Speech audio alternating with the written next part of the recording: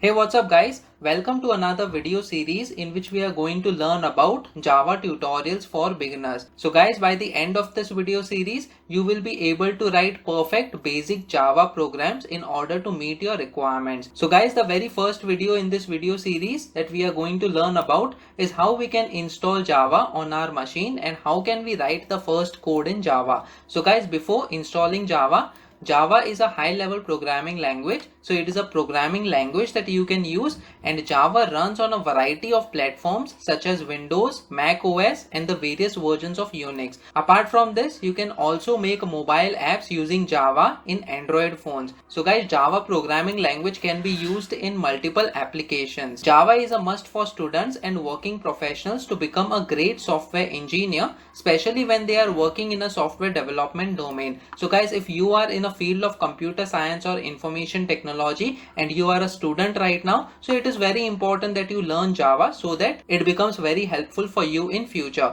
Along with that, if you are a working professional, then also you should know the basic concepts of Java and how you can use Java as a programming language in order to meet your requirements of the software. So guys, let us now move to the Java JDK installation, and I'll show you how you can easily install JDK on your machine. So guys, I have given the link over here of JDK. The same link I will give in the description section as well. So once you open this link, this page will get opened, and in this page you can see the different sections of the operating system. So in case your operating system is Linux, you can download one of these files, and if it is Windows, then you can come over here and download one of the installer files. So guys, this is the .exe file you can easily install on your Windows machine. Since I am working on Windows machine, I have already downloaded this .exe file and installed on my machine. Guys, after installing JDK and providing the path in the environment variables, you can easily verify whether JDK is installed on your machine or not. So if you are on Windows, you can go to command prompt, that is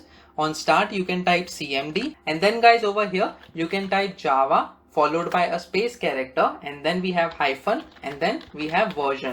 So guys, after pressing on enter, you can see open JDK version 1.8. Guys, it may so happen that the JDK version is installed when you are watching this video. So right now 1.8 is the version that I am using. In future you can use the updated JDK version as well. And guys, this is the confirmation that Java is successfully installed on your machine, and you can go ahead with writing of Java programs. Now guys, after installing Java, we have to install one of the IDEs. So either you can write in the simple notepad editor as well, but we also have other IDEs that will help us to write our Java programs effectively and efficiently. One of the IDE is Eclipse. So this is the link that I will be providing in the description section as well. Once you open that link, this is the page that is going to open, and then you can easily install Eclipse IDE on your machine. And guys, since I have already installed Eclipse IDE, this is the IDE that it will look like. Guys, I'm using the dark theme over here since I like the dark background, and also to help you guys if you are watching this video at night without any lights, so it should not put much pressure on your eyes. Guys, it is completely your preference whether you want to work in the light mode or in the dark mode. Now guys, we will see how we can write the very first code in Java. So writing first code,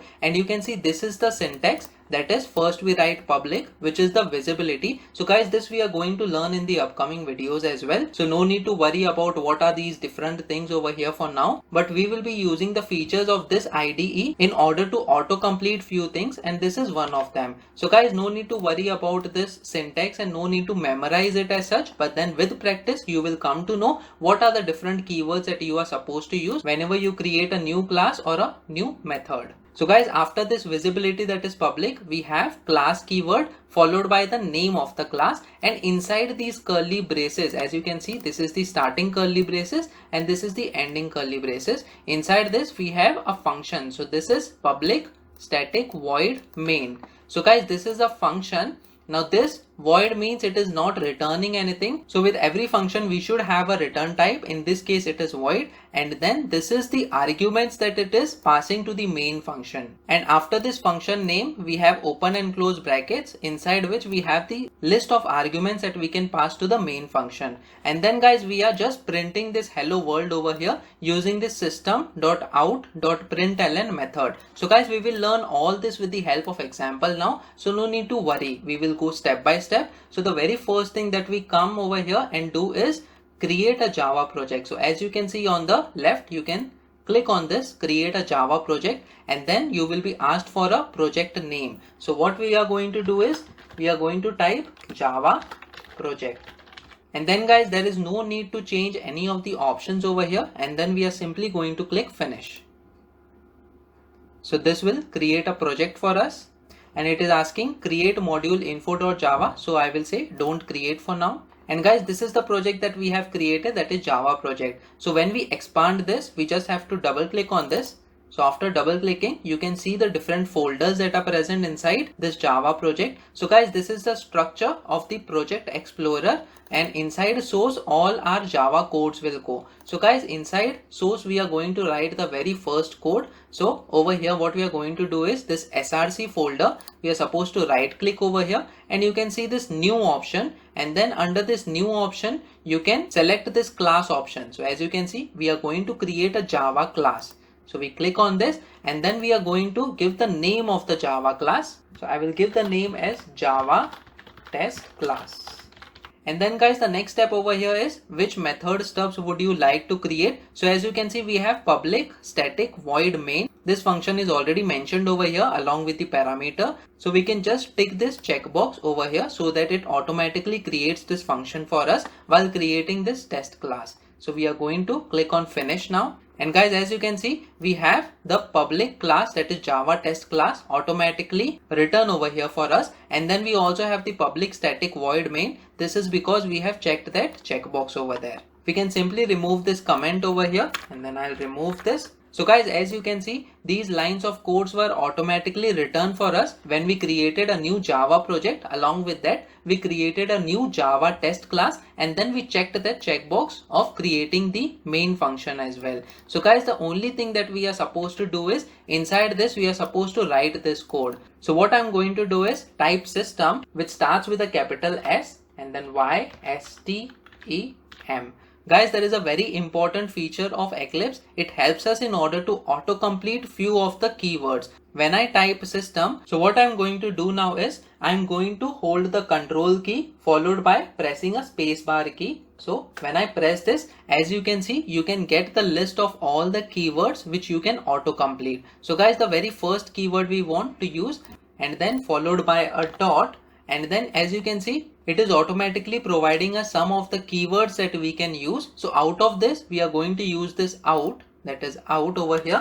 We press enter and then followed by dot, and then we want to use the print statement. So guys, these are many methods that you can use. So in this list of method, we are going to use the print method over here, as you can see. So I can simply type print, and those methods that start with print keyword will be suggested to us. So guys, over here what we are going to do is I'm going to print the statement. So it is going to be print string. Guys, there is one important difference over here. As you can see, we have this print. We also have something called as print ln. So the only difference between print and print ln is the print statement will print the string, and then there will be no new line character. So it will not go to the new line character, whereas the print ln will automatically go to the new line character. So guys, I'll show you this with the help of example. So the very first example that we are going to take is of the print ln. So I will do print ln, and then we will print a string, that is the name of this YouTube channel, that is programming for